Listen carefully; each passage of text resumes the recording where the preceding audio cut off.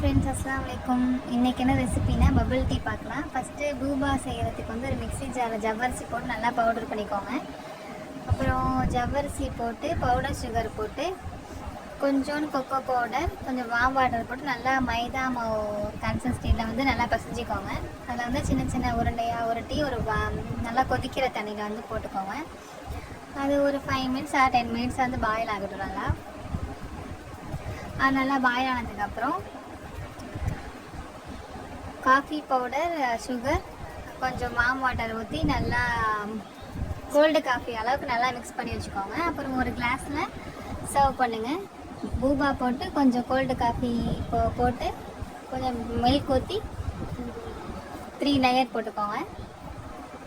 மேலே நம்ம டெக்கரேஷனுக்காக கொஞ்சம் கொக்கோ பவுடர் போட்டுக்கலாம். அவ்வளோதான், பபிள் டீ ரெடி. எப்படி இருக்குன்னு கமெண்ட்டில் சொல்லுங்கள்.